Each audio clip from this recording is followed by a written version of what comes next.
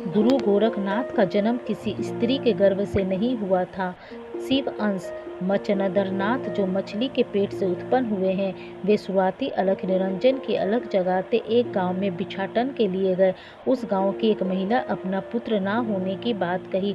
मचनदरनाथ अपनी योग माया से एक फल उत्पन्न कर उस महिला को देकर कहा, पुत्री इसे ग्रहण कर लो, बहुत ही प्रतापी पुत्र की प्राप्ति होगी। अच्छे से उसकी देखभाल कर प्रारंभिक शिक्षा दीक्षा देती रहना।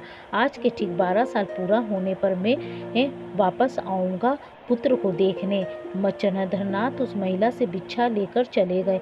वहीं कुछ सखियों ने उस महिला को भ्रमित कर कहा, साधु फकीर की बात पर इतना विश्वास नहीं करना चाहिए, इस फल को फेंक देना चाहिए। वे टोना टटके से डरी स्त्री फल को गोबर के गड्ढे में फेंक दी। उस फल के ऊपर गड्ढे में गोबर जमा होते होते 12 साल पूरा हो गया।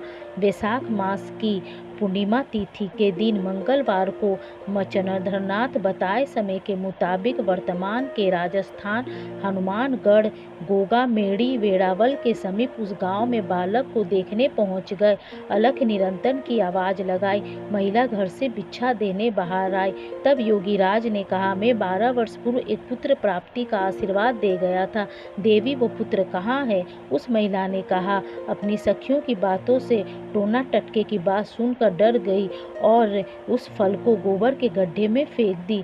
मचनदरनाथ उस गोबर के गड्ढे के पास गए तो अपने तपोबल से देखा कि शिव अंश बालक उस गोबर के अंदर ओम नमः शिवाय का जाप करते तप कर रहे थे। मचनदरनाथ अपने योग विद्या से बालक को बाहर निकाला।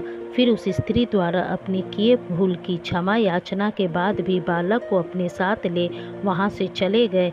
इस प्रकार गोरखनाथ का जन्म गौ माता के गोबर में से हुआ।